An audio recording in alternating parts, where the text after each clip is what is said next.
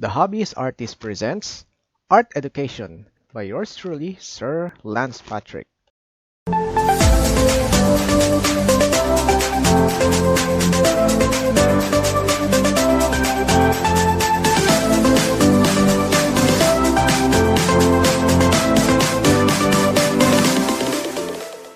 Before we continue our discussion, if you haven't subscribed to this channel, you may click the subscribe button and the notifications. And like us also on Facebook. Let's go to Lesson 1, the History of Art. Our first lesson is about the Prehistoric Art. But first, we will go to the Prehistoric Era and let us know more about this era. Okay, where the art came from, where the art originated. First, we have the Paleolithic Era, followed by the Mesolithic Era. The third one is the Neolithic Era, and the last one is the Metal Age. First, let's discuss about the Paleolithic Age. In Paleolithic Age, or Old Stone Age, humans were unaware of methods of cooking, agriculture. The main occupation of those times was food gathering and hunting. Everything man used was made out of stone in this time, like his shelter and the hunting tools. Here is the picture of the Paleolithic Age. Okay, kung mapapansin nyo dito sa picture na ito, okay, most the people of the Paleolithic Age were most of their equipments are made out of stone. Okay? Like yung mga ginagamit nila sa hunting at kung saan ang may available na pagkain at doon sila pupunta. In short, they are transferring from one place to another place. The next one is the Mesolithic Age. In Mesolithic Age or Middle Stone Age, humans started using bow and arrows for hunting of animals, hunting of small animals like fish, then began using sharp tools which are also known as microliths pointed.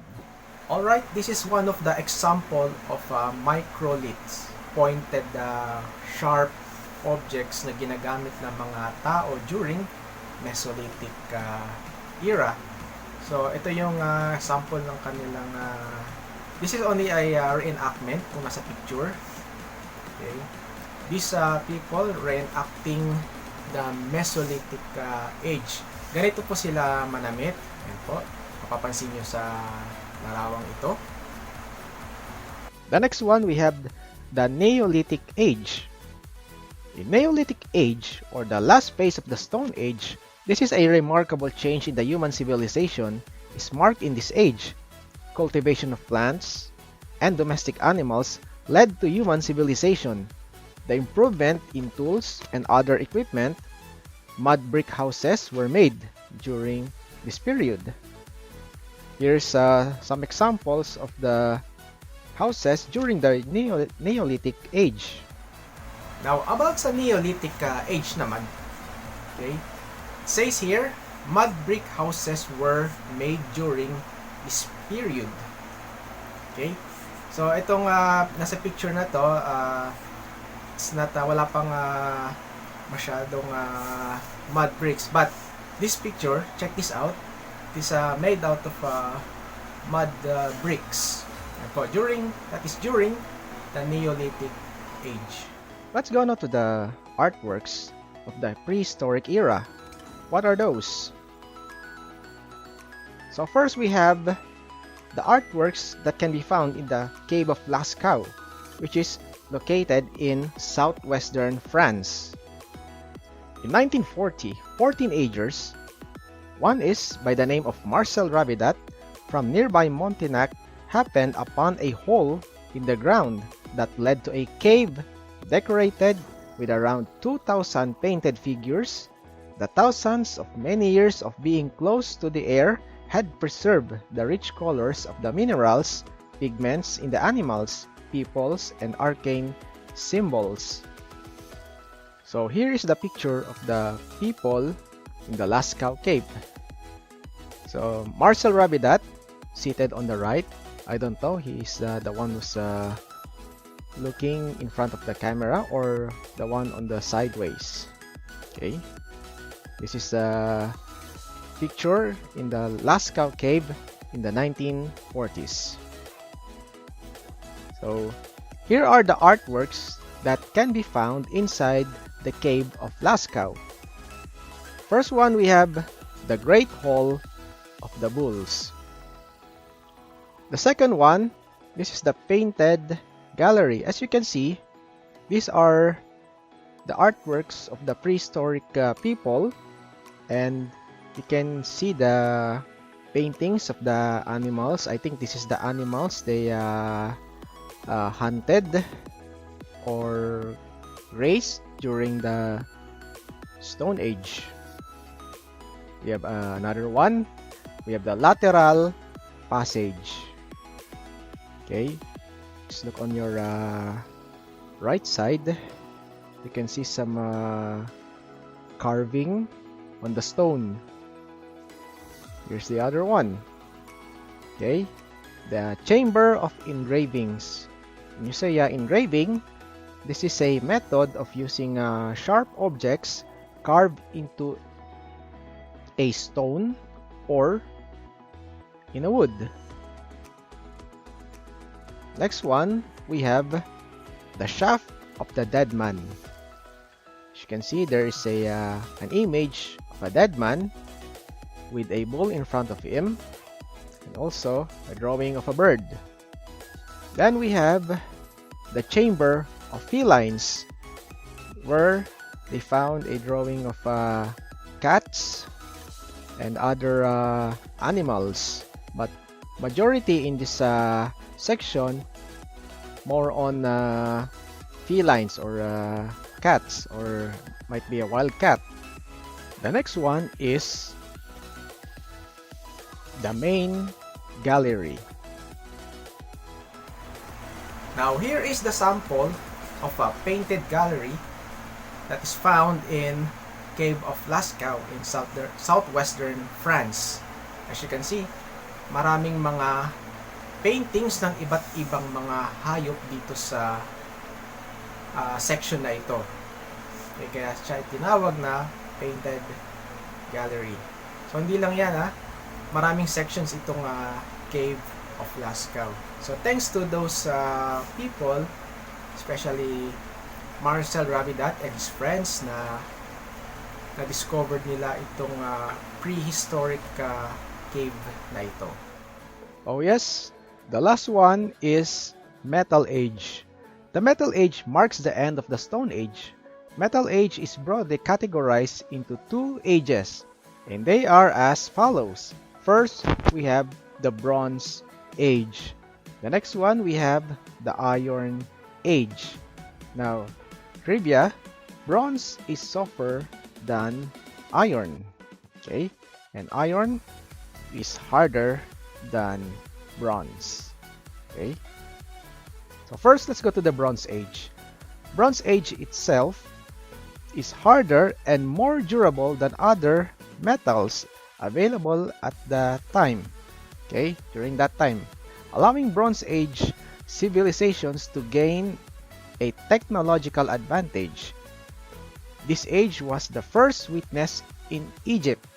Most commonly metals in this period were copper and bronze. Here are the examples of their artwork.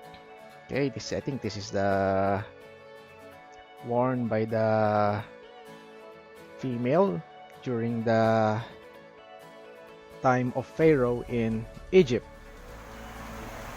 During the Bronze Age, okay, sabi dito, Egypt, most commonly metals in this period were copper and bronze. Okay, dito sa Egypt na to, sa bansang ito. During the ancient Egypt, most of their artworks, their jewelry, their garments, some are filled with bronze, some are made of, minsan may mga touch of gold pa yan. Bronze itself is harder and more durable than other materials during that time, yung panahon ng ngayon, during that Bronze Age. Then we have the Iron Age. In the 19th century, the use of iron increased and hence the rise of Iron Age. This age is the last age of the three-age system. Okay? This age brought to an end the Bronze Age. This is where weapons were also made of iron in this era, such as the helmet. We have the Iron Age. In the 19th century, the use of iron increased. Yan ang sabi sa ating lecture.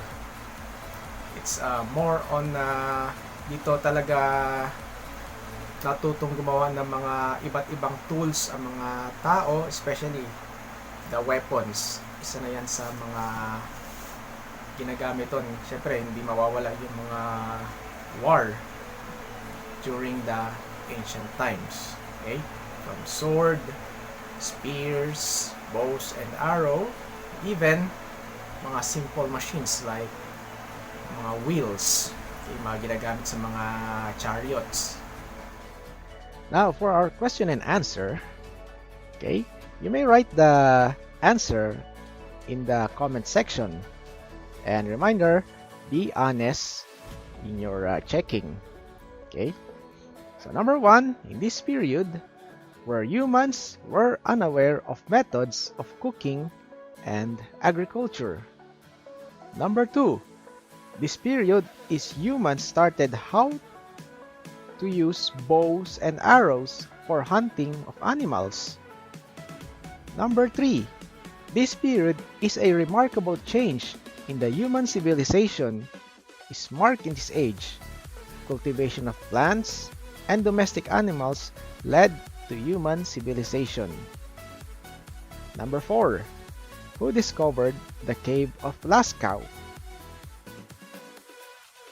5 and 6, give 2 stages of Metal Age. 7, 8, 9, and 10, give at least 3 areas found in the cave of Lascaux. Let's make it 4. Okay, give at least 4 areas found in the cave of Lascaux.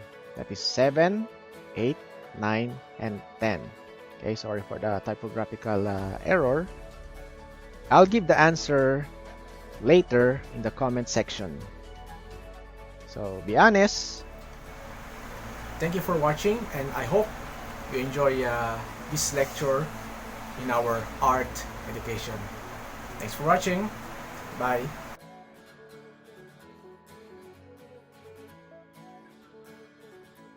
Don't forget to hit the subscribe button and bell for notifications. And also, like us on Facebook, The Hobbyist Artist. Thanks for watching.